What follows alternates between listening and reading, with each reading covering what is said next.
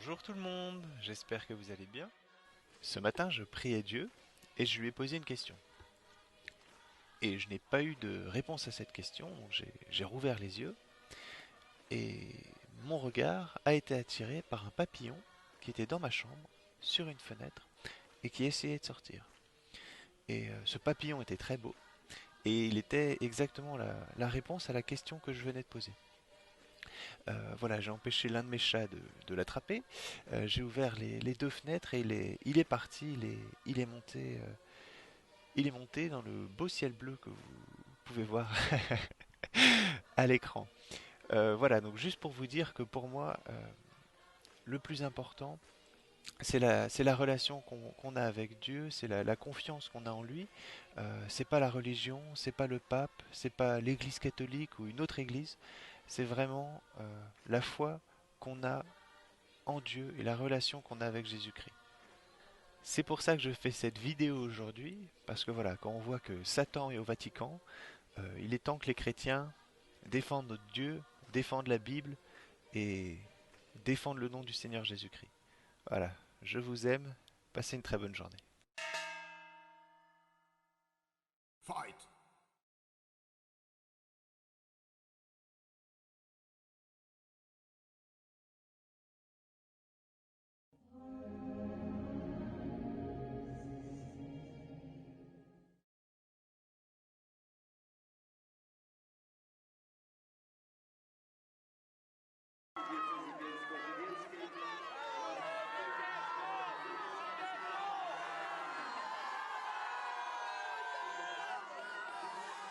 Nella Chiesa non esiste il fai da te, non esistono battitori liberi. Quante volte Papa Benedetto ha descritto la Chiesa come un noi ecclesiale. Talvolta capita di sentire qualcuno dire io credo in Dio, credo in Gesù, ma la Chiesa non mi interessa. Quante volte abbiamo sentito questo? E questo non va.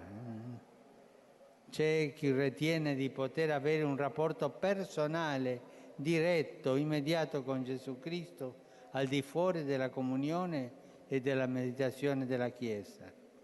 Sono tentazioni pericolose, sono tentazioni dannose, sono, come diceva il grande Paolo VI, dicotomie assurde.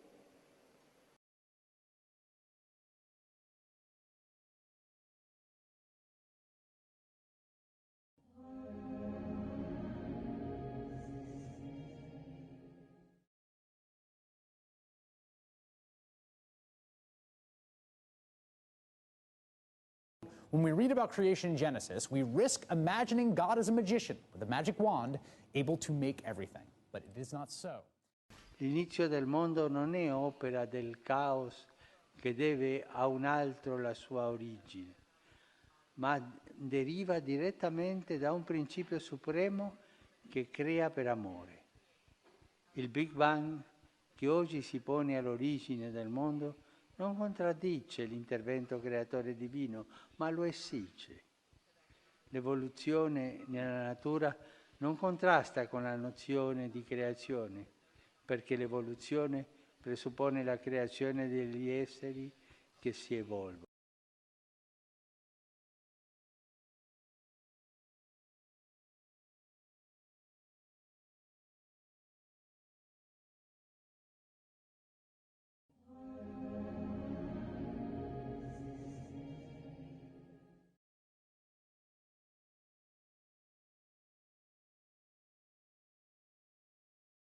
Et donc le pape François est populaire. Eh bien ça ne m'étonne pas parce qu'il dit aux gens ce qu'ils veulent entendre. Voilà, il est la bouche de Satan à la tête du Vatican. Voilà, il va tout faire pour détourner les gens de Dieu. Donc un, ne l'écoutez pas, et 2, cherchez Dieu par vous-même. Priez Dieu et il vous répondra. Très bonne journée à vous.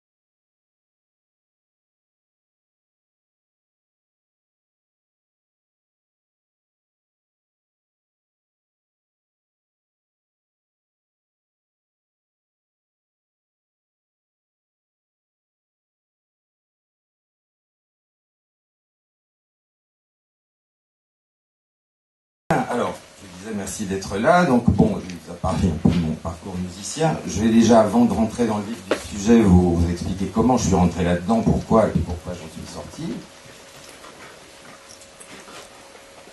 Mais, bon, il se trouve dans les milieux artistiques, vous savez, il y a beaucoup de gens qui sont dans la franc-maçonnerie. Moi, j'avais un ami depuis des années qui ne m'avait jamais dit qu'il l'était et qui, un jour, s'est découvert à moi. On dit ça, hein, c'est se découvrir, c'est révéler comme le franc-maçon. Bon, et un jour, il me dit, écoute, depuis toujours, tu es passionné par le symbolisme, tu es un artiste reconnu, je suis sûr que tu te sentirais bien en loge. Bon. Alors moi, c'était pas du tout mon truc, j'étais effectivement depuis très longtemps passionné par tout ce qui touchait au symbole, mais je n'avais pas spécialement envie d'intégrer ça, et sur le moment, je lui ai dit non. Je vais quand même me poser quelques questions. Je savais déjà un petit peu ce qu'était la franc-maçonnerie, mais évidemment de l'extérieur et de l'intérieur c'est pas pareil. Et puis 2 ans après, il se trouve qu'il est revenu à la charge, et puis je pense que ça doit être le fait que des compositeurs comme Haydn, Mozart ou Beethoven ou Liszt étaient francs-maçons, j'ai accepté et puis j'y suis rentré. Je l'expliquerai tout à l'heure plus en détail. J'en suis donc sorti 8 ans après être devenu maître, parce qu'il faut savoir que dans la franc-maçonnerie, avant d'être maître, vous pouvez de toute façon pas savoir du tout où ça va. C'est une structure pyramidale. Les apprentis ou les compagnons ne savent absolument pas ce qui se passe après, et c'est bien ça le danger, c'est ce que je vais expliquer tout à l'heure, c'est que vous avez des codes qui, alors, soit changent selon les grades et les degrés, mais qui peuvent rester les mêmes, mais la signification change. Je vous expliquerai justement tout à l'heure comment, par exemple, les aristocrates se sont fait couper la gorge après 1789 par leurs propres frères, et vous allez voir que tout ça est extrêmement prouvable, et ça n'a pas vraiment changé. Donc ça, je vais vous expliquer ça tout à l'heure. Avant de commencer à rentrer dans le vif du sujet, il y a 3 mots qu'il faut vraiment que vous compreniez sur le plan maçonnique pour pouvoir suivre après. Ce sont les mots loge, obédience et rite. Alors, une loge, ça représente soit l'endroit où se réunissent un groupe de frères, soit l'intégralité des frères qui se réunissent tous les 15 jours, etc., qui sont en général par groupe de 40 ou 50. Donc on appelle ça une loge. Bon. Les obédiences, vous avez le Grand Orient de France, la Grande Loge de France, la Grande Loge de droit humain, la Grande Loge féminine, la Grande Loge nationale française, ce sont des structures qui regroupent un grand nombre de loges, même sur le plan administratif. Donc une obédience va regrouper 100, 200 ou 300 loges. Voilà.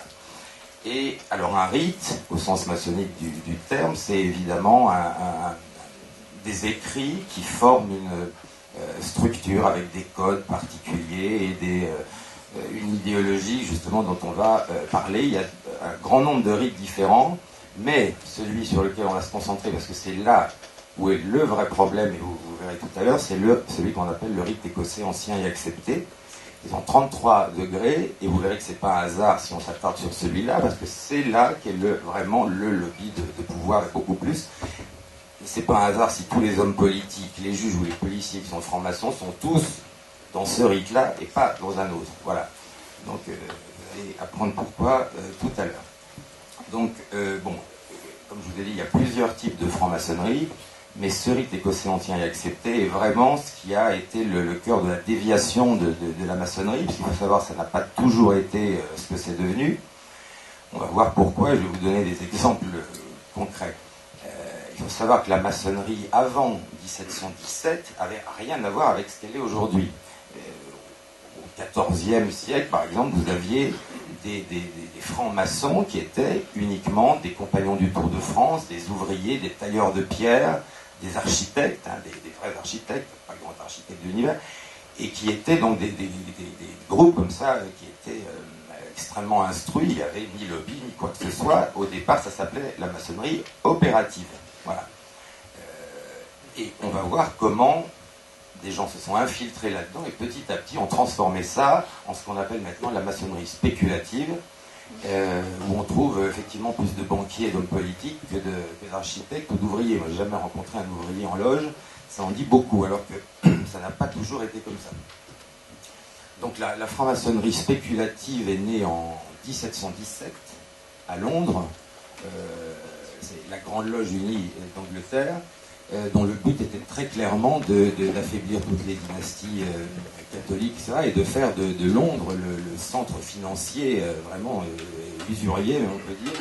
C'est écrit noir sur blanc, donc le but était très clair. Et entre 1717 en Angleterre, donc à Londres, et les années qui précèdent la Révolution française, tout a été, tout est devenu comme ça, absolument dans le monde entier. On va voir en France en particulier, mais la maçonnerie opérative a disparu au profit de cette maçonnerie-là, qui à ce moment-là déjà devenu un lobby de pouvoir.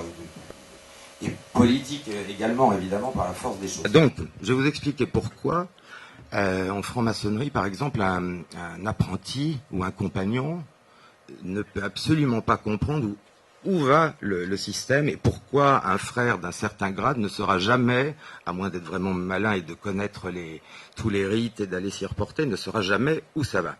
Alors, je vais prendre un exemple. À l'époque, juste avant la Révolution française, voilà ce qui s'est passé. Vous avez un code en maçonnerie qui est donné aux frères. Le code ne change pas, par contre la signification change. Alors, vous avez LDP. Alors, vous allez me dire qu'est-ce que ça veut dire.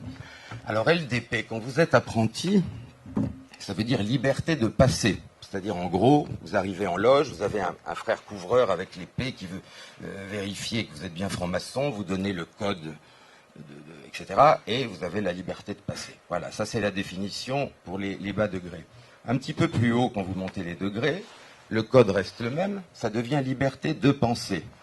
Très bien. Et alors, quand vous allez dans les plus hauts grades, ça devient liberté, devoir, pouvoir. Et déjà, on se rapproche. Mais vous allez voir que c'est pas fini. Parce que les hauts grades maçonniques, c'est de la cabale pure. Moi, justement, je me suis intéressé à ça, sinon jamais j'aurais pu comprendre où ça allait. Donc, avec la cabale, vous renversez les lettres D et P.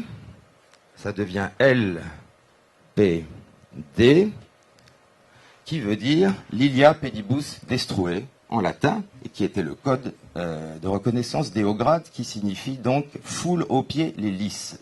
Les lisses, donc c'est-à-dire détruit le catholicisme et détruit la royauté. Foule aux pieds les lisses. Alors évidemment, les aristocrates qui se sont bien fait avoir, qui étaient dans les bas degrés maçonniques, vous comprenez mieux comment c'est arrivé. C'est-à-dire que dans leur propre structure, vous avez des gens qui connaissaient le code ultime. D'ailleurs, ils se sont fait la plupart du temps couper la tête par leurs propres frères. Donc vous comprenez mieux comment ça fonctionne. Et il y a toujours des choses comme ça. La signification des mots de passe change selon les grades. Voilà. Et vous allez voir qu'on a des symboles, vous savez, le compas, l'équerre, etc.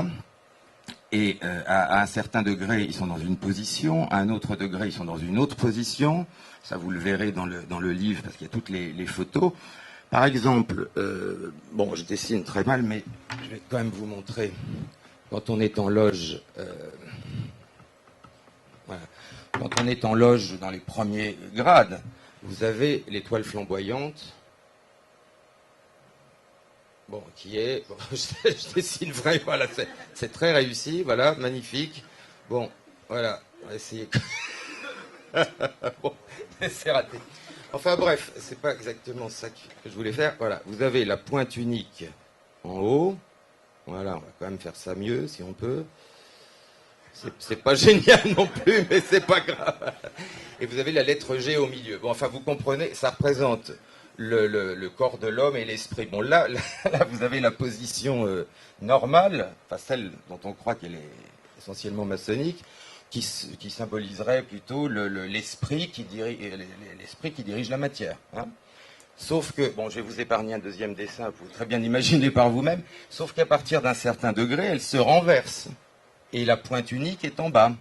Ce que certains appellent le bouc de Mendès, etc. Donc c'est pas satanique, c'est luciférien. Il y a une différence. Mais bon, on peut dire satanique si on veut, mais c'est surtout luciférien. Ça devient, dans les plus hauts grades, l'esprit au service de la matière. Mais ça, les gens des bas grades ne le savent pas. Et ça n'est que ça. C'est-à-dire qu'au bout d'un moment, on vous dit, ouais, vous vous rappelez de ce qu'on vous a dit, ce qu'on vous a appris? Oui, très bien. Bah, oubliez-le, c'est le contraire. Voilà. Bon. Et ça, c'est juste un exemple parmi d'autres. Également dans la position de l'équerre et je ne sais pas si vous connaissez la signification, vous avez l'équerre et le compas. Voilà. L'équerre symbolise, maçonniquement parlant, le monde visible, la matière, et le compas signifie l'esprit, l'imagination, etc. Bon. Quand il s'agit du grade d'apprenti, le compas est derrière l'équerre. Au grade de compagnon, vous avez une branche au-dessus, une branche en dessous. Au grade de maître, les deux, le compas est sur l'équerre. Par contre, pareil, donc là, ça symboliserait effectivement l'esprit domine la matière. On part d'une pierre brute pour avoir une pierre cubique, etc. Sauf que, pareil, dans les hauts grades, ça se retourne et vous avez l'équerre en haut, le compas en bas. Voilà. Bon, je ne vais pas vous en donner, je pourrais continuer jusqu'à demain, mais je pense que ça suffit, vous avez bien une idée. Et tout le symbolisme est comme ça, si vous voulez.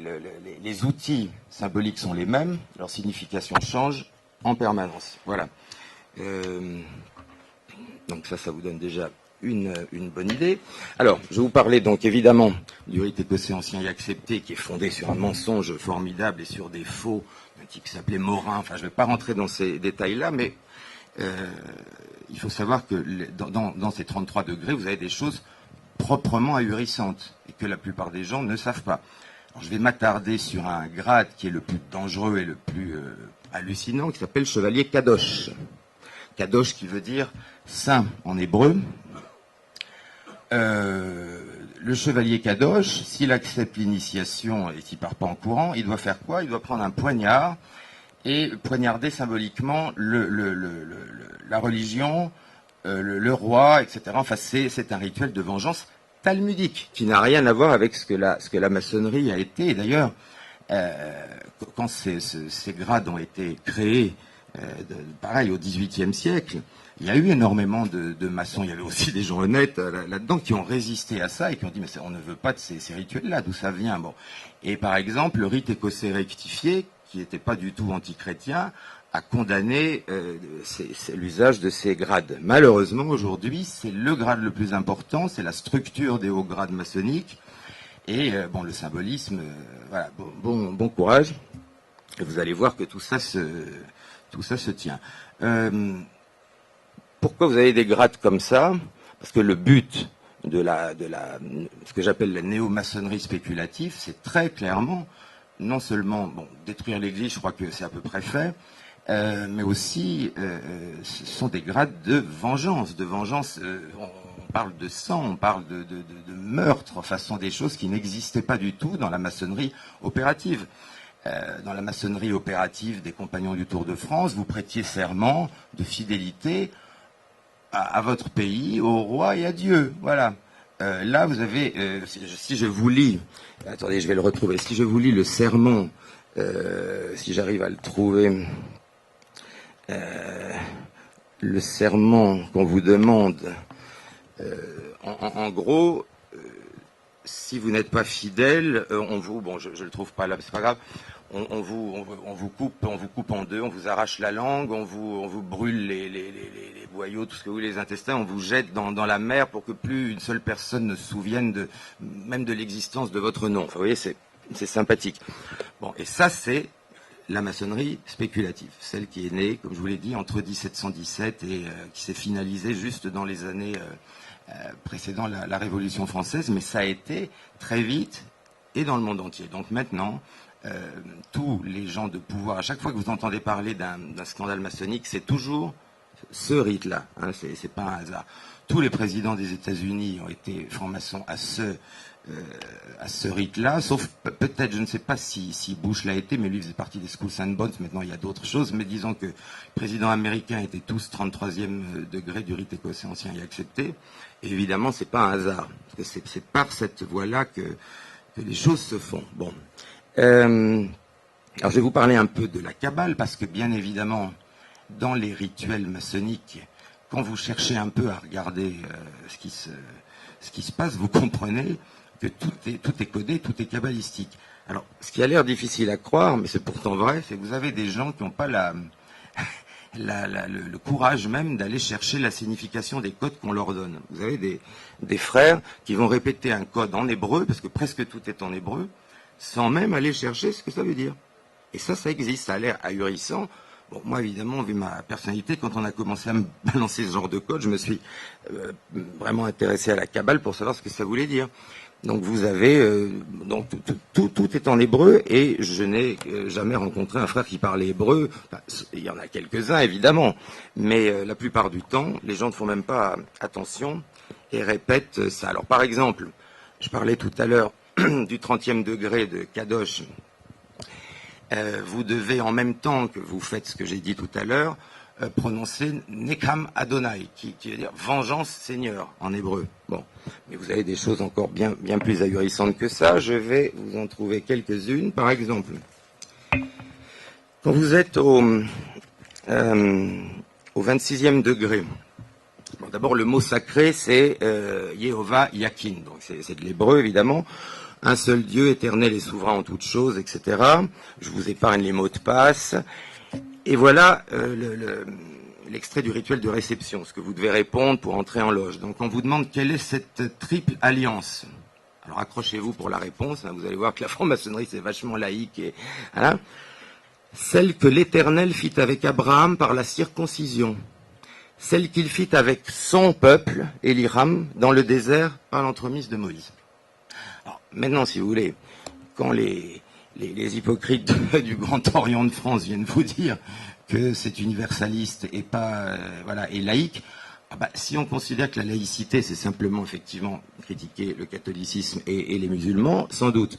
Mais enfin, pour ce qui concerne le judaïsme et les protestants, pas du tout. Voilà, parce que tous ces rituels dont je vous parle ont été faits par ont été créés au départ par deux pasteurs protestants et par des juifs qui ont complètement même fait disparaître un grand nombre de codes, un grand nombre d'écrits pour les remplacer par ce que vous voyez là. Et tout le rite écossais ancien et accepté est criblé de ça. Je vous dis, je pourrais continuer pendant des jours. Bon, il y a quand même un autre exemple qui serait intéressant. Il faut savoir que le mot de passe, par exemple, du 21e degré, c'est Phaleg, qui signifie en hébreu division et confusion. Voilà. Enfin, vous voyez déjà, bon, vous connaissez tous sans doute le fameux Ordo Ab Chaos. Bon, enfin, de toute façon, vous avez vu sa réalisation en Syrie ou ailleurs. Enfin voilà. Bon, et vous avez ces mots de passe, confusion, chaos, etc., que vous retrouvez toujours en hébreu. Hein. Voilà. D'ailleurs, le mot sacré du 33e degré, il faut le dire en hébreu, Mi Kamoka Bahelim Adonai. Voilà, qui parmi les dieux est comme toi, Adonai. Moi, j'ai rien contre l'hébreu, hein, c'est très intéressant. Mais il faudra quand même pas se moquer du monde quand on nous dit que c'est universaliste, laïque. Bon, vous voyez un peu le résultat. Bon, il faut savoir aussi que la Kabbale, vous avez dû en entendre parler, mais c'est une mystique juive qui se divise en trois choses tout à fait différentes, la Témoura, le Notarikon et puis la Guématrie. Alors, on va s'attarder sur la Guématrie un petit peu. La Guématrie, c'est vous avez chaque lettre qui possède une valeur numérale. Par exemple, Aleph égale 1, Bet égale 2, Gimel égale 3, Dalet égale 4, etc. Et ça consiste à chercher le nombre d'un mot, c'est-à-dire par exemple 1 plus 2 plus 5, etc. Ça vous donne évidemment un nombre que vous allez, selon la loi des analogies, comparer à d'autres mots qui ont la même valeur et qui sont donc kabbalistiquement liés. Vous avez aussi donc le système de la Témoura. Vous prenez la première lettre de l'alphabet, vous la transformez en dernière, la deuxième en avant-dernière, etc., etc. Donc la Kabbale, c'est ça, et les codes maçonniques sont remplis de ça. Alors, je vais vous donner un exemple qui est, je pense, intéressant. Par exemple, en hébreu, le mot lumière, infini, mystère ont la même valeur numérale, ce qui est assez logique. Bon. Maintenant, si vous prenez d'autres mots, par exemple comme Messie, le Messie, en hébreu, hein, et le serpent de la Genèse, ils ont la même valeur, 358. Si vous calculez combien il y a de chances pour que deux mots comme cela ait la même valeur numérale de 358, je ne sais pas sur du combien on est, mais 1 sur 2 milliards. Donc, vous avez ça aussi dans les codes maçonniques. Le Messie, en hébreu, et le Satan, en fait, le serpent de la Genèse, ont la même valeur numérale, ce qui, évidemment, kabbalistiquement, veut dire beaucoup. Voilà. C'était juste pour vous donner un exemple. Bon. Alors maintenant, je vais vous parler un peu de d'abord de comment le rite ancien et accepté a été conçu, et surtout les liens qu'il a avec des choses que vous soupçonnez même pas. Donc, ça vous le verrez plus en détail dans le livre. Mais il faut savoir que on nous dit que la franc-maçonnerie du rite écossais ancien et accepté à 33 degrés et c'est fini. Mais en fait, au-dessus de ça, vous avez une maçonnerie. Alors, ils n'acceptent pas ça, mais vous avez une maçonnerie qui s'appelle le bénébérite, hein, interdite aux non-juifs. C'est très clair. Interdite aux non-juifs. Seuls les juifs de sang de la mer, etc., peuvent y rentrer. Et il se trouve que, alors, ils répondent non, mais ça n'a pas de lien, etc. Bon, non seulement ça en a un, mais j'ai retrouvé les preuves des chartes signées entre Albert Pike, qui est celui qui est l'auteur d'ailleurs du fameux dogme et moral dogme et rituel de la franc-maçonnerie, qui est le livre, un des livres phares des maçons de haut grade. Eh bien, Pike, avec le bénébérite, ont fait un accord. Je ne retrouve pas la date ici, mais je vous la donnerai tout à l'heure si vous voulez, c'est pas très grave. Un accord de réciprocité qui a été signé en bonne et due forme. Alors, il faut savoir que Pike, le fameux Pike, était aussi un des grands maîtres du Ku Klux Klan. Mais attendez, vous n'êtes pas au bout de vos surprises. Parce que non seulement, alors d'ailleurs le triple K de Kadosh, du 30e degré, fait aussi référence au Ku Klux Klan. Mais vous allez voir beaucoup mieux, c'est que le bénébérite aussi a eu des liens avec le Ku Klux Klan. Je vais essayer. Alors là, il faut quand même que je vous retrouve le passage. Voilà, donc, parlons du bénébérite. Les bénébérites ne sont qu'un pis-aller. Partout, la maçonnerie peut avouer sans danger qu'elle est juive par nature et par fin, des loges ordinaires suffisent à la tâche. Alors là, il faut que je donne mes sources, évidemment. Cet extrait du Bénébérite Magazine, du volume, je crois, 63, voilà, signé par le frère Magnien, etc., etc. La maçonnerie est une institution juive dont l'histoire, les degrés, les fonctions, les mots de passe et le catéchisme sont juifs du début à la fin, à l'exception d'un grade intermédiaire et de quelques mots dans l'engagement. Ça, ce sont les publications de Jewish Society à Philadelphie, 3 août 1855. Il faut savoir qu'en plus, le président du Bénébérite, dans les années 1860, s'intitulait Grand Nazi. Ça a l'air d'une blague, parce que vous allez me dire, mais comment on peut s'intituler Grand Nazi en 1868 ? Il faut savoir que c'était des titres qui se donnaient eux-mêmes comme princes de l'exil du temps de Babylone, et donc voilà. Alors ça, je pense, c'est quand même intéressant. Donc le grand secrétaire s'appelait Grand Sahar, et le grand président s'appelait Grand Nazi. Bon. Vous avez en 1929, dans le journal du Bénébérite, One Jewish Aristocracy, on découvre donc cet article. Si nous sommes en mesure d'avoir au Bénébérite 36 aristocrates juifs en vie, nous serons en mesure de propager partout notre évangile. L'ordre international Bénébérite a besoin de réunir l'élite des communautés juives pour l'intéresser aux problèmes de notre peuple. Le Bénébérite accepte dans ses rangs tout juif pouvant contribuer à relever le prestige d'Israël. Et ça, c'est bien avant la création de l'État d'Israël. Bon. Je vais finir la démonstration. Je vais quand même pour trouver la date, parce que je parlais d'Albert Pike. L'accord entre le Bénébérite et le rite écossais ancien et accepté a eu lieu le 12 septembre 1874 à Charleston, entre donc Albert Pike, chef suprême du directoire dogmatique du rite écossais ancien et accepté, et Armand Lévy pour le Bénébérite. Voilà. D'ailleurs, Albert Pike a signé de son nom d'initié Limud Einshof. Einshof, c'est la correcte prononciation de sans limite en hébreu. Voilà. Alors, je termine juste avec ça. Accrochez-vous, cet extrait de la revue du Bénébérite de janvier 1923. C'est le bénémérite qui parle. Le Ku Klux Klan peut devenir un instrument de progrès et de bienfaisance utile à la fois au pays et à ses citoyens. Vous voyez ? Faut comprendre quand on essaie de dire des choses, quand on dit que les nazis, c'est pas toujours du côté... Enfin, vous voyez ce que je veux dire ? Bon, là, quand même, je pense que... Voilà. J'en dirai pas plus, c'est pas la peine. Ça, de toute façon, c'est sourcé, c'est prouvé, on a retrouvé, donc voilà. Et le grand sorcier impérial du Ku Klux Klan n'était pas du tout en reste, puisqu'il a dit « S'il est permis d'appliquer aux Juifs un des titres qualificatifs de l'ordre des chevaliers du Ku Klux Klan, on peut dire qu'il est lui-même Klansman et que c'est lui-même qui a maintenu et montré le clanisme pratique. » Voilà, je pense que ce n'est pas la peine d'en dire plus. En tout cas, le lien déjà entre le bénémérite et le rite écossais ancien accepté, démontré et prouvé, et le lien entre le bénémérite et le Ku Klux Klan aussi. Voilà, alors, bon, quand même des documents qui restent.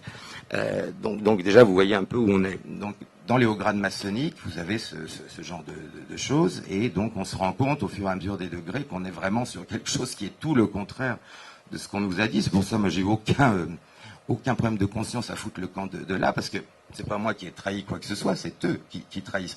Ils vous vendent la franc-maçonnerie comme quelque chose de laïque, mais dans le bon sens du terme, c'est-à-dire de laïque dans le sens de respect des croyances ou des non-croyances de l'autre, ok ? Mais c'est pas ça. C'est du laïcisme, et c'est du laïcisme uniquement quand il s'agit de critiquer les catholiques et les musulmans. Mais tout ce que vous voyez est en hébreu, et ça, je dis, ça me gêne pas, mais il faudrait quand même expliquer pourquoi. Et quand vous voyez la nature des codes, bon, là, on est dans du Talmud pur, quoi. Voilà. Et ça, c'est quand même un peu emmerdant. Mais ce qui a l'air incroyable, c'est que vous avez aussi des francs-maçons qui sont en loge depuis longtemps, et parce que chacun a son rôle, mais il y a des gens qui restent depuis des années, qui sont même pas conscients de ça, qui n'ont pas forcément eu l'envie d'aller dans d'autres grades ou de chercher tout ça. Et très souvent, ils ne parlent pas l'hébreu, donc on leur donne un code, ils le répètent, ça existe aussi. Bon, évidemment, il y en a qui le savent, ça, il n'y a pas de doute. Mais il y a beaucoup de gens qui se contentent de se laisser... ils veulent pas les regarder au-dessus, évidemment, on leur dit... vous savez, si vous êtes compagnon, par exemple, et que vous êtes un peu curieux et que vous voulez demander à un maître, mais ça, qu'est-ce que c'est ? Il va vous dire, tu la boucles. Non, tu es à ce degré-là, non. Donc c'est pour ça que, à moins d'être vraiment curieux comme moi et d'avoir compris le système kabbalistique et de pouvoir remonter à la source, on ne peut pas comprendre où ça va. C'est pour ça qu'il y a des gens qui sont tout à fait aussi honnêtes en maçonnerie et qui sont, à mon avis, exploités ou en tout cas utilisés sans le savoir. Mais il y a beaucoup de gens qui ne savent pas que ça va là. Voilà. Alors, je répète qu'il y a d'autres rites maçonniques qui ne sont pas corrompus à ce point-là. Mais ça, c'est le rite le plus pratiqué au monde. Et comme je vous ai dit, c'est pas un hasard si tous les politiques, les juges, etc. en font partie. D'ailleurs, j'avais soutenu mon ami Bruno Gollnisch à l'époque, qui avait été le seul homme politique français à avoir le courage d'essayer d'obliger la franc-maçonnerie à publier la liste des juges francs-maçons, parce que je ne sais pas si vous imaginez, quand on sait ce que sont les fraternels, vous savez quand même dans la franc-maçonnerie, si un frère est en difficulté, il fait un certain geste, etc., et le frère ou la sœur qui est à côté est censé être obligé de le sortir de soucis dans lequel il se trouve. Alors quand il s'agit d'un restaurateur ou je sais pas quoi, c'est pas grave. Mais quand il s'agit de juges ou de policiers, vous pouvez imaginer où ça va. D'autant plus que les fraternels, c'est pire que la maçonnerie. Ce ne sont pas des réunions en loge où vous pouvez avoir un banquier, un restaurateur, je sais pas quoi. Les fraternels, c'est lorsque une même corporation se réunit avant, par exemple, je prends un exemple, vous avez le procès Tapie. Moi, je ne suis pas un fan de Tapie, mais cela dit, c'était étrange, hein, le procès Tapie Crédit Lyonnais. Là. Bon, voilà. On sait très bien qu'il y a la fraternelle judiciaire, qui en général est connue pour être très à gauche. Bon, ça, ils ont le droit, mais enfin, voilà. Donc, imaginez ce qui peut se passer dans une démocratie quand vous avez des juges et des policiers qui sont dans les systèmes des fraternels. Voilà. Donc, il ne s'agit pas d'interdire franc-maçonnerie, il s'agirait dans un pays démocratique d'exiger que ceux qui ont cette appartenance-là la livrent. Enfin, je veux dire, c'est pas... voilà. Bon. D'ailleurs, il y a des pays qui l'ont fait. Enfin, en France, je crois qu'on aura du mal. On peut espérer, on a fait passer le message... bon, on verra. Mais enfin, ça me surprendrait beaucoup. Alors, par exemple, pour vous donner une idée. Il y a quelques mois, Madame Vallaud-Belkacem a reçu une très haute distinction maçonnique. Ah bah sûrement pour l'ensemble de son œuvre, évidemment. Elle a bousillé une génération, elle en a fait des crétins, elle a supprimé le latin et le grec, elle a amené l'autre abruti là, qui a un bras qui marche pas, là, je sais plus comment il s'appelle. Voilà, Debouze. À la place du latin et du grec, elle a foutu Debouze. Maintenant, elle fait de la propagande pour la franc-maçonnerie auprès des jeunes. Hein, et donc, pour l'ensemble de son œuvre, évidemment, elle a été récompensée. Mais alors là, c'est pareil. Il ne faut pas croire que ce sont les frères. Moi, j'ai jamais rencontré un frère, à l'époque où j'étais franc-maçon, qui avait une quelconque admiration pour cette nanette. Ça passe au-dessus des frères. C'est le grand maître de la loge, qui, pour des raisons X ou Y, bah là, évidemment politiques, fait ça. Il n'y a pas un vote. C'est ça que je veux dire. Alors, ce que je comprends pas, moi, quand j'ai vu des choses comme ça, j'ai foutu le camp. Et je comprends pas qu'ils y restent, parce qu'ils sont aussi utilisés. Mais il faut pas croire que ce sont les frères qui ont voté, des milliers de frères qui ont voté pour que cette femme soit décorée. Non. Simplement le passé grand maître de la Grande Loge de France qui a décidé ça. Voilà. No comment. Donc effectivement, quand on dit que la franc-maçonnerie, bon, est apolitique, ça, de toute façon, ça fait marrer tout le monde, évidemment. Et ça s'arrête pas là. Bon. Qu'est-ce que je peux vous dire de plus ? D'ailleurs, c'est quand même intéressant. J'avais soulevé le problème en loge une fois avant de partir. J'avais dit, mais quand même, Mozart était franc-maçon. Bon, il est mort bien jeune, le pauvre. Où étaient les frères de sa loge quand il a été jeté dans une fosse commune C'est des petits trucs comme ça. Ah, voilà. Bon, là, ça n'a pas beaucoup plu, mais c'est pas grave. Évidemment, la réponse, on l'attendra longtemps. Voilà, donc moi je m'adresse autant à des jeunes qui sont rentrés là-dedans et qui parfois peuvent le faire tout à fait de bonne foi en disant essayez de penser à ça, quoi. Parce que l'idée de fraternité, il faut bien comprendre ce que c'est pas vraiment ça. Et de toute façon, la franc-maçonnerie a forcément besoin d'avoir des idiots utiles comme on a pu l'être. Il faut des artistes pour montrer que c'est pas uniquement composé de banquiers, de juges et de politiciens. Mais bon. Ça s'arrête là. J'ai jamais vu un artiste ou un ouvrier du bâtiment, même brillant, etc., devenir grand maître d'une obédience. Hein, on est bien d'accord. Donc il est clair que c'est devenu... Et ça, c'est arrivé, je vous ai dit, entre 1717 et avant la Révolution française. Tout était déjà en place. Il y a beaucoup de gens qui pensent que tout ça vient de Jules Ferry. Bon, effectivement, celui-là, c'est quelque chose aussi, mais il n'a rien inventé. Tout était déjà en place avant. Hein. Les dérives de la maçonnerie, c'est pas le début du XXe siècle, c'est, comme je vous dis, la création de la Grande Loge Unie d'Angleterre, et tout a été fait en quelques années. Sous la Troisième République, le gouvernement était entièrement maçonnique. C'est absolument hallucinant. Et d'ailleurs, Jules Ferry, qui passe pour un grand homme qui aurait créé l'école libre, obligatoire, etc. Bon, c'est pas difficile de vérifier que c'est Louis XIV, mais c'est pas grave, Louis XIV et Louis XV. Bon. Et surtout, ce que personne ne sait, c'est que Jules Ferry était terriblement raciste. Il a écrit des choses hallucinantes, mais bon, lui, il peut, quoi. Voilà. Et je vous parlerai tout à l'heure de Monsieur Crémieux aussi, parce que ça, c'est quand même quelque chose, et vous verrez comment toutes les lois de petite minorité, on va dire, sont passées par les loges, via les loges et dans les loges exclusivement. Voilà. Donc, j'imagine vous connaissez tous le décret Crémieux, qui a donné la nationalité française à tous les juifs d'Algérie à l'époque, etc. Bon, ce que vous savez peut-être pas, c'est que le type s'appelait Isaac Moïse Jacob. Hein, bon, il y a l'intégrale. Voilà. Il a été initié en 1818 à la loge Le Bienfait Anonyme, à Nîmes. Hein. Il était au départ au Grand Orient de France, et puis ensuite, il a quitté le Grand Orient pour aller rejoindre le Suprême Conseil de France, du rite écossais ancien et accepté, dont il a pris le contrôle et dont il est devenu le souverain grand commandeur. En 1869, il réunit même à Lausanne une assemblée des Suprêmes Conseils de la maçonnerie pour terminer le boulot, c'est-à-dire pour ajouter encore davantage et essayer d'effacer tout ce qui pouvait encore rester des rituels d'antan. Hein. Et vous verrez que le gars, bah, évidemment, vous le retrouvez absolument partout, quoi qu'il arrive. C'est-à-dire le gars est d'abord avocat d'affaires au barreau, donc il prend le contrôle de la franc-maçonnerie, il est député de Chinon, ensuite il trahit le roi Louis-Philippe Ier dont il était proche, le lendemain il est nommé ministre de la Justice, bon, ensuite il y a il fait supprimer le serment de fidélité à la couronne, il fait virer tous les juges qui ne le suivent pas dans ses desiderata, il exige la démission de tous les hauts magistrats qui n'acceptent pas sa manière de faire, enfin en gros tous ceux qui sont pas maçons. Sous le Second Empire, on le retrouve aussi, c'est-à-dire on le retrouve absolument partout. Hein, tout change, mais lui est toujours là. Député de la 3e circonscription de Paris. Ensuite, vous avez l'abdiction de Napoléon III. C'est pas grave, il devient à nouveau ministre de la Justice, à nouveau. Ensuite, il y a la Commune. Il se passe quand même des trucs en France. Hein. Il est toujours là, député, etc. Et ensuite, il devient sénateur inamovible jusqu'à sa mort. Voilà. 33e degré du rite écossais ancien et accepté. 33e degré qu'il a reçu d'ailleurs l'année même où il a intégré le rite, ce qui est totalement proscrit par les règlements, mais pas pour Isaac, Moïse, Jacob, hein, évidemment. Donc voilà. Voilà. Donc alors, en 1869, il prend le titre, il prend la tête de tout l'ordre maçonnique sous le titre de très puissant souverain, grand commandeur, grand maître. Voilà.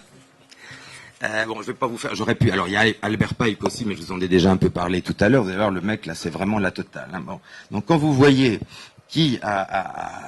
comment le rite ancien écossais, ancien et accepté, a été créé par qui, alors là, c'est la totale. Vous avez ça commence avec deux pasteurs protestants imbuvables, ultra calvinistes, des Aguliers et puis Anderson. Donc les constitutions maçonniques ont été faites par ces types-là qui travaillaient évidemment à détruire tout ce qui pouvait rester de l'opératif et à poser les bases de tout ça, qui ensuite est repris par ce Pike dont je vous ai dit qui il était.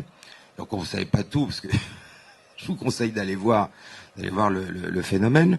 Bon, et puis par-dessus, vous avez les crémieux, etc., qui terminent le boulot. Donc la franc-maçonnerie n'a plus rien à voir avec ce qu'elle a été, ça, je crois que c'est clair. Mais pour l'histoire, quand même, il faut savoir que ça n'a pas toujours été ça, et qu'au départ, c'était effectivement, au XIVe siècle et avant, une société de métiers, de constructeurs de cathédrales, etc. Et vous avez vu comment l'infiltration a été faite, et voilà, maintenant on en est là. Qu'est-ce que je peux vous dire avant qu'on passe? J'ai encore quelque chose à vous dire, et puis ensuite, je pense que ce sera bien que vous posiez des questions, on rebondira comme ça. Par exemple, bon, je vous ai donné l'exemple du Bénébérite, donc qui est très clairement lié au rite écossais ancien et accepté, ce qui explique que même au 33e degré, vous avez des gens qui sont pas de la partie, quoi. Tout ça est choisi après selon les intérêts. Alors, ce qui est intéressant, c'est que la franc-maçonnerie n'est évidemment ni de gauche ni de droite. La franc-maçonnerie, elle est partout pour être sûre, évidemment, de pouvoir s'adapter. C'est bien pour ça que vous avez des francs-maçons dans tous les partis politiques. Je dis bon courage aux gens qui voteront pour Mélenchon, parce que quand on voit où il est placé dans la hiérarchie maçonnique, il ne faudra pas s'étonner. Voilà. Mais il y a aussi des francs-maçons, il y a Xavier Bertrand, il y a aussi Maître Collard. Alors, j'avais des amis tout à l'heure qui me demandaient comment se fait-il que Collard, qui est on va dire porte-parole de Marine, n'a pas pris sa carte au FN. Et j'expliquais qu'il ne peut pas, parce que vous voyez l'hypocrisie de la maçonnerie. Un maçon qui aurait sa carte au FN serait immédiatement expulsé. Alors, ce qui montre en plus, il dit c'est apolitique, mais c'est apolitique, si vous avez une carte au FN, vous êtes expulsé immédiatement. Donc, il ne prend pas sa carte au FN pour rester dans la maçonnerie, parce que là, cette charte n'est toujours pas tombée. Donc, où il y a des gens du FN qui ne disent pas qu'ils y sont, mais enfin, s'il avait pris, lui, sa carte, il se serait fait expulsé de la franc-maçonnerie. Voilà, donc vous voyez un petit peu mieux comment ça fonctionne. Voilà, que vous dire d'autre? Si, je voulais quand même dire un mot sur ce qu'on appelle les tenues blanches, parce que moi, ça a été vraiment la goutte d'eau qui fait que je suis parti. Ce qu'on appelle une tenue blanche, c'est quand un conférencier, alors qui peut être maçon ou pas, vient parler pour les frères, c'est-à-dire vient faire une conférence pour les frères. Moi, j'ai vu la liste des invités, j'ai assisté à 3 tenues blanches, et je suis parti. J'ai vu Caroline Fourest. Si vous voulez, ça aide un peu. Moi, je conseille aux frères qui n'ont pas trop le courage d'en sortir, allez écouter ça, vous allez voir, ça va vous aider, ça va vous libérer un peu. Parce que là, voilà. Bon, vous avez les vies de toutes voilà, les branches, et puis vous avez Klarsfeld aussi. Alors bon, je peux pas vous répéter, parce que là tout ce que je dis est absolument prouvé, donc ça, je peux pas vous répéter ce qui s'est dit à l'intérieur, parce que là j'aurai un procès aux fesses tout de suite. Alors si vous voulez, vous rentrez, moi j'étais rentré là-dedans. Alors là j'ai commencé quand même un peu à en vouloir au mec qui était de mon parrain.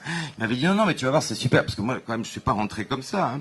Je lui ai dit mais attends, Rite Écossais ancien accepté, quand même il y a des trucs. Il me dit non, mais tu vas voir, c'est du symbolisme, c'est très libre.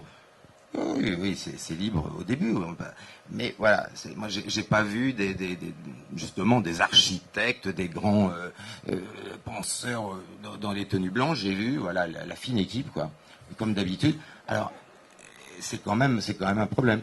Voilà, donc mais ça il faut attendre pour le voir, parce que c'est ce que je dis. D'abord un apprenti peut pas visiter, il faut qu'il soit maître déjà pour pouvoir assister à ces tenues-là, et même ça dépend à quel degré il est. Enfin tout est fait comme ça. Donc on verra. Moi, ce qui m'étonne encore, c'est que, en fait, c'est marrant parce que vous avez j'ai encore des gens. Bon, évidemment, alors, la plupart des francs-maçons, là, s'ils pouvaient m'étrangler, ils le feraient. Mais j'ai quand même quelques personnes que je connais, des amis artistes, par exemple, qui sont encore dans ce truc-là et qui me disent, des trucs, ils n'en peuvent plus, mais ils sortent pas. Alors parfois, c'est par peur, parce qu'ils se disent, bon, pas par peur de se faire tuer, hein, c'est pas ça, mais par peur de se faire par peur de se faire boycotter partout.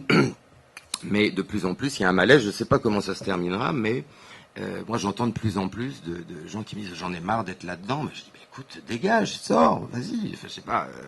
Ou alors essayer de faire changer ça de l'intérieur.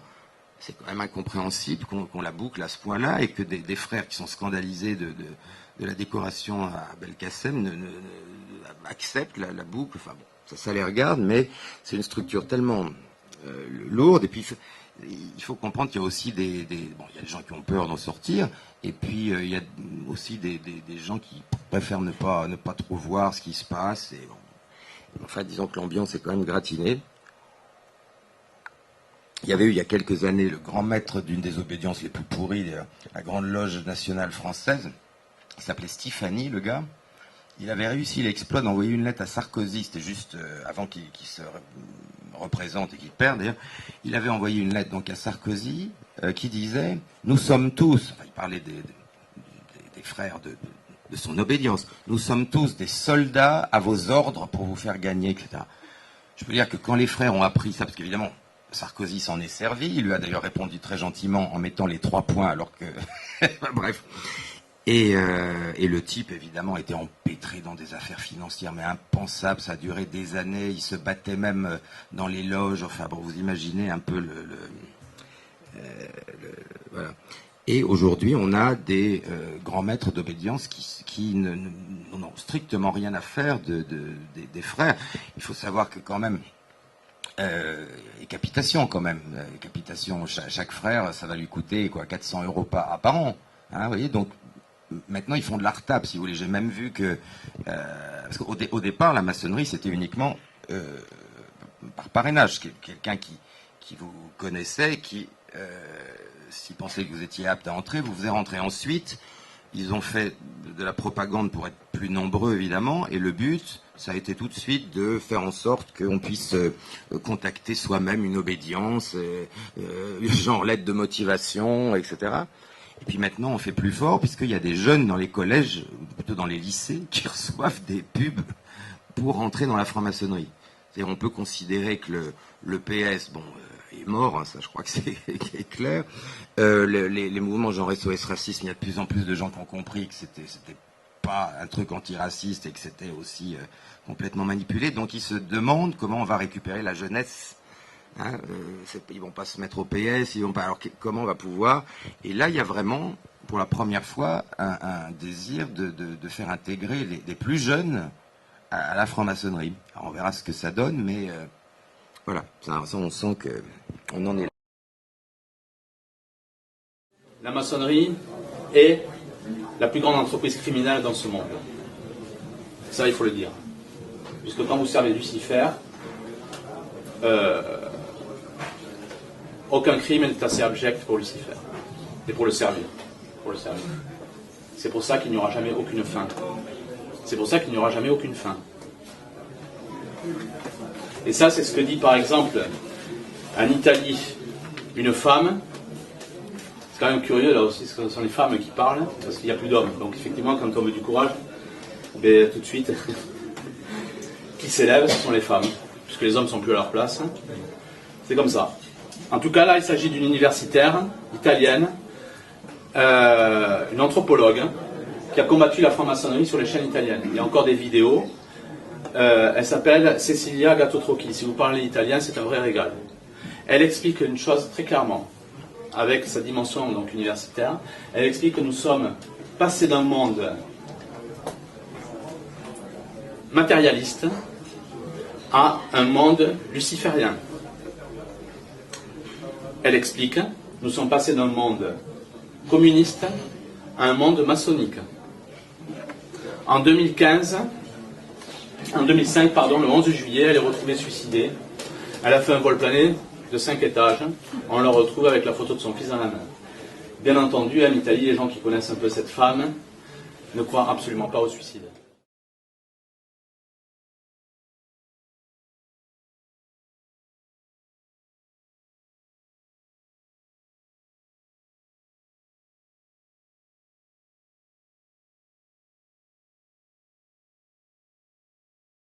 D'Italia. Noi non facciamo nomi, non ne faremo neanche questa sera, ma è davvero così? Banchieri che si uniscono, uomini dell'alta Dunque, io quando ho finanza? studiato È vera questa storia? Penso di sì. Quando ho studiato l'esoterismo e l'occultismo mi sembrava impossibile che questa grande, immensa diffusione di queste idee, diciamo, irrazionali, di poteri, di rituali per adescare i demoni, i diavoli, chiamarli, farli mettere al loro comando, sacrifici, messe nere, tutto questo marasma partisse solo da questi poveri maghi illetterati, ignorantoni che si vedono in giro. Dico, qui c'è qualcosa di più grosso, e ho scoperto infatti tutta una lunga corrente di diciamo, persone che sono passate, proprio lo devo dire chiaramente, dal marxismo all'esoterismo, cioè da una visione positivista, materialista della vita a una visione invece spiritualistico-energetica, cercando di evocare dalle forze del male ulteriori poteri di conoscenza, di sapienza e anche di intervento nel mondo. Io sono scettica totale e so benissimo che chiamando i diavoli, questi non vengono proprio mai. Ma io non capisco una cosa, se sono persone, come dire, comunque fortemente laiche, sì, come mai evocano il diavolo, cioè che è un concetto invece appunto non laico? Il traghetto, diciamo, Caronte, apportati dal laicismo, materialismo, a un mondo di esoterismo gnostico venato di occultismo, come se appunto queste energie ci fossero e fossero permeabili e, diciamo così, gestibili. Questo ho scoperto ed è vero. Quindi lei insomma ci crede, banchieri, alta finanza, sì, che si riuniscono, forze del male, patti col diavolo, professoressa? Patti col diavolo che nascono nell'ambito della massoneria deviata. La massoneria è la prima che ha sdoganato Satana, e nelle logge dove io sono stata, quelle miste che si chiamano androgene, massoneria deviata, si legge l'inno a Satana di Carducci, si pensa che il diavolo ha fatto un grande favore agli esseri umani perché gli ha dato da mangiare il frutto della conoscenza, quindi il diavolo è sdoganato, è considerato un grande alleato dell'umanità, una visione spiritualista che si contrappone a quella cristiana. Una cosa assai complicata, però indubbiamente.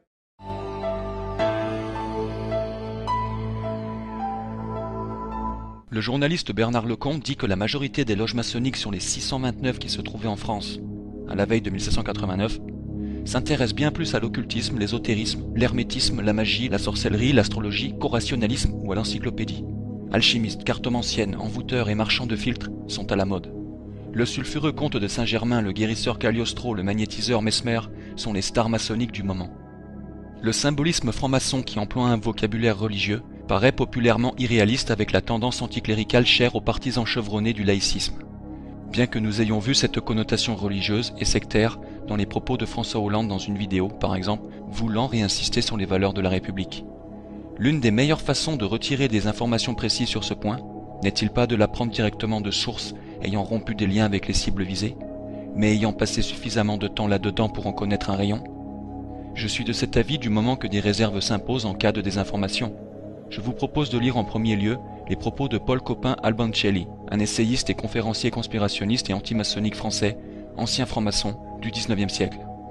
Contemporain de Crowley, il dit dans son livre « Comment je suis entré dans la franc-maçonnerie et comment j'en suis sorti ?» J'eus à ce sujet avec lui une longue conversation au début de laquelle je commençais par hésiter, en raison du discrédit dans lequel sont tenus les hauts gradés dans la maçonnerie inférieure. Mais le franc-maçon amiable m'expliqua que si on laissait les bas gradés se méprendre sur la véritable importance des hauts gradés, c'était par tactique, afin de n'éveiller ni leur curiosité ni leur inquiétude, mais qu'on se réservait de les instruire au moment voulu, s'ils étaient jugés dignes. Ces propos nous montrent encore une fois que beaucoup dans la franc-maçonnerie ne savent pas ce qu'il se passe réellement dans les hauts degrés de cette institution stricte sur le principe du secret. William Schnoebelen, né en 1949, était très impliqué dans l'occulte, mais en est sorti. Il a collectionné au fil des années un nombre impressionnant de titres et son parcours a permis de démasquer davantage les sociétés secrètes qu'il dénonce. Il dit « Tous les francs-maçons ne sont pas satanistes, mais tous les satanistes sont francs-maçons. » Diana Vaughan est l'une de ces personnes les plus importantes à connaître si l'on veut être à même de comprendre davantage ce terrible secret de la franc-maçonnerie. Celle-ci ne fut ni plus ni moins au XIXe siècle qu'une grande prêtresse luciférienne, avant de se convertir à la foi catholique par miracle. Sans rentrer dans le récit de sa vie et de sa conversion, développé par le marquis de la Franquerie dans son ouvrage Lucifer et le pouvoir occulte, nous apprenons qu'elle revendiqua l'intercession de Sainte Jeanne d'Arc pour sa conversion, et qu'ensuite elle consacra son temps à démasquer la secte à laquelle elle appartenait. Évidemment, les francs-maçons contemporains de Diana ne furent pas ravis de son entreprise visant à démasquer leur opération secrète. Ils entreprirent donc de discréditer sa personne pour attaquer ses travaux. On essaye tout d'abord de faire passer Diana pour folle, puis on la prétendit hystérique et hallucinée. Toutes ces tentatives ayant échoué, la secte alors joua le grand jeu en prétendant que Diana n'avait jamais existé. Ayant victorieusement répondu à toutes ces attaques mensongères, Diana mena de front la publication de ses mémoires d'une ex-paladiste et celle de son livre Le 33e Crispy. Le marquis de la Franquerie, plus proche dans le temps de Diana, développe tous ces événements dans le chapitre qui lui est consacré. Faisons remarquer en aparté que le marquis traite d'inadmissible et voit comme une trahison le fait que la presse catholique se joignit à cette conjuration du silence. Afin de montrer que Diana était crédible, il convient de citer dans le numéro d'octobre de la Revue catholique des institutions et du droit, l'éminent juriste Desplagnes, qui écrit ce qu'il ressent à propos du livre et des actions de cette dernière. Il dit que jusqu'à preuve du contraire, on doit considérer ce livre comme une histoire des mieux documentées, des plus complètes et des plus accablantes que nous ayons sur cette bande de malfaiteurs et d'assassins qu'on appelle la haute maçonnerie européenne. N'oublions jamais que derrière beaucoup de gouvernements actuels, c'est cette bande criminelle qui gouverne. Nous serions insensés et ingrats si nous repoussions quelqu'un qui, ayant connu et vu à l'œuvre ces bandits, vient nous apporter avec preuves et documents son témoignage sur les crimes qu'ils ont commis ou qu'ils méditent contre l'Église et la France. Il y a clairement un plan international pour diffuser une idéologie franc-maçonnique, comme vous pouvez le voir dans la section avec les playlists traitant de ce sujet. Mais pouvons-nous dire que cette idéologie réelle tire sa force dans le secret de la franc-maçonnerie et inclut fondamentalement la source idéologique des penseurs influents? En somme, la connotation à Lucifer est-elle réelle ou uniquement symbolique et prise ici hors contexte? Surtout quand on sait le nombre de symboles existants et affichés par ce groupe. Y a-t-il plus grand encore qu'un simple symbolisme? Crowley exprime son parcours initiatique de son entrée dans la franc-maçonnerie du rite écossais, ancien et accepté, jusqu'à son entrée dans l'une des plus hautes instances de la franc-maçonnerie internationale. Voici ce qu'il dit. Bien que j'eusse été admis dès 1900 au 33e et dernier degré de la franc-maçonnerie, ce n'est qu'à l'été 1912 que se confirmèrent mes soupçons. Je veux parler de ma conviction que derrière les frivolités et la convivialité de notre plus grande institution, la franc-maçonnerie, se cache en vérité un secret. À l'époque dont je parle, un homme est venu à moi. C'était l'un de ces mystérieux maîtres de la franc-maçonnerie ésotérique, ces gens qui en sont les yeux et le cerveau, mais qui y restent inconnus, souvent même des chefs officiels de l'obédience. Cet homme qui observait ma carrière occulte depuis plusieurs années m'avait alors jugé digne de prendre part au mystère supérieur. La franc-maçonnerie est perçue par Crowley comme grande, tout en faisant part de son affiliation suivante à un autre ordre maçonnique beaucoup plus élevé. Y aurait-il alors un secret encore plus grand que le secret de la franc-maçonnerie? Les pistes semblent s'embrouiller. Voilà pourquoi je vous recommande de regarder à ce stade la vidéo Le chaos derrière les loges franc-maçonniques, Illuminati, Rosicruciens, Jésuites, Sociniens et autres, si vous ne l'avez pas vue.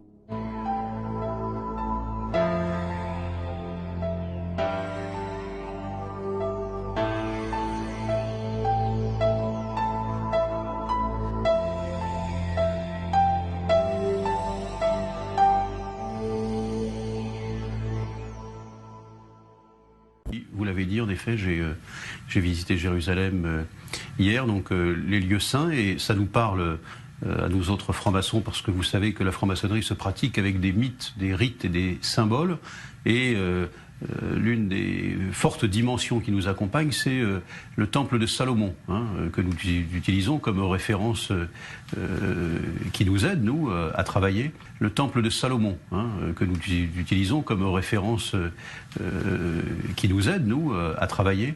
Et donc, naturellement, pour les francs-maçons, être en terre d'Israël, ça a une dimension particulière, parce que ça nous renvoie à des références que nous utilisons de façon régulière, parce que la franc-maçonnerie est originaire, puise plutôt ses origines dans des traditions diverses, et notamment dans des traditions bibliques. Donc voilà, c'est un mélange de beaucoup d'origines.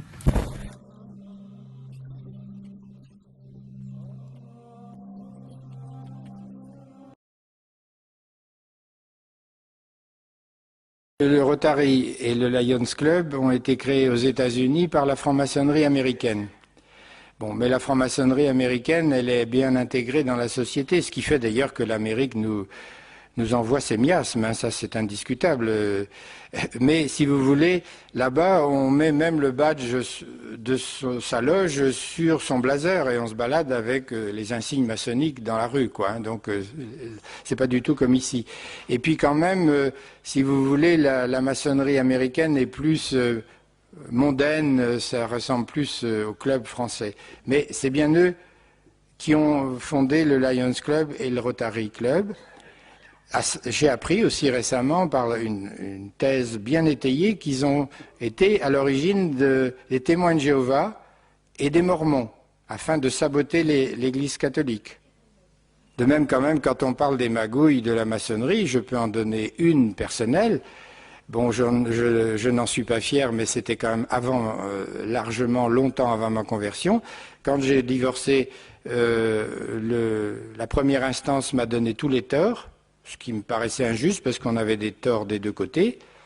Et grâce à un ami franc-maçon, j'ai rencontré le président de la cour d'appel de Rennes qui qui jugeait mon affaire, et j'ai été reçu chez lui pour discuter de mon dossier, ce qui est tout à fait inadmissible. C'est scandaleux, mais je le dis, c'est vrai. Et je ne donne pas le nom du magistrat parce qu'il est encore vivant, mais si vous voulez, c'est pas normal qu'un prévenu ou un plaignant puisse être reçu au domicile du président de cour d'appel pour discuter de son dossier. Bien sûr, j'ai plaidé ma cause, il m'a écouté, mais il m'a écouté certainement d'une oreille favorable puisqu'on était frères. Alors j'ai eu droit au tort réciproque, c'est ce que je souhaitais. Heureusement, ça n'a pas été plus loin parce que je ne sais pas si j'aurais bien vécu le fait de mettre tous les torts sur ma première femme. J'espère qu'ils se convertiront à temps. Mais ce n'est pas toujours facile, parce que j'ai assisté au moins une fois à la mort d'un franc-maçon.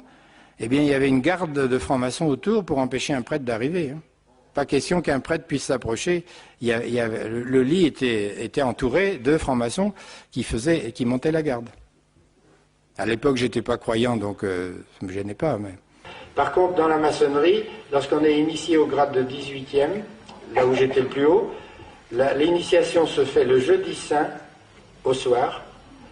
L'initiation s'appelle la scène avec un C. On est autour d'une table ronde ou ovale et le nouvel initié est là avec les anciens et on fait passer aussi une coupe de vin et le pain qu'on partage. Mais il n'y a pas de parole consécratoire. Par contre, je sais qu'au siècle dernier, au début du XXe et surtout à la fin du XIXe, il y avait des francs-maçons qui allaient à la messe pour prendre des hosties, pour les profaner. Et on lit ça dans l'histoire admirable de Mère Yvonne Aimée de Jésus. Elle allait récupérer, sur indication du Seigneur, elle allait récupérer les hosties chez des francs-maçons qui étaient bien surpris de voir arriver une femme pour récupérer l'hostie. Parce qu'ils se demandaient bien comment elle avait pu avoir cette information. Mais c'est vrai qu'à cette époque-là, j'ai jamais vu ça, moi, de mes yeux vus, dans la maçonnerie, ni de messe noire, ni de profanation d'hostie. Pourtant, Dieu sait si au Grand Orient, on déteste l'Église. En tout cas, c'est une manifestation évidente de l'antéchrist ou de l'antichrist. Moi, j'aimerais mieux en français dire antichrist, parce qu'anti, ça veut dire contre. Anté, ça veut dire avant. Donc, antichrist est peut-être mieux comme mot, si on veut être un peu précis dans le langage. Mais manifestement, je le disais tout à l'heure, Ils n'ont pas signé de pacte satanique, comme j'ai connu 2 ou 3 personnes qui avaient signé des pactes sataniques et qui ont fini d'une manière horrible d'ailleurs. Mais ils sont les instruments du malin, ça c'est sûr, ça c'est évident. De même que ne prononcez pas le mot amour devant un franc-maçon, ça le fout en rogne, passez-moi l'expression. Je n'ai jamais entendu le mot amour dans une loge en 15 ans. Jamais le mot amour. Non, ça n'existe pas. Parce que l'adversaire n'aime pas l'amour, et il n'aime pas l'Eucharistie non plus. Maurice Caillé, vous avez parlé d'occultisme tout à l'heure.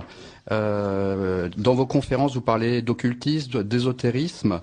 Est-ce lié à la franc-maçonnerie et quels en sont les dangers? A priori, avant toute chose, la franc-maçonnerie est un ésotérisme.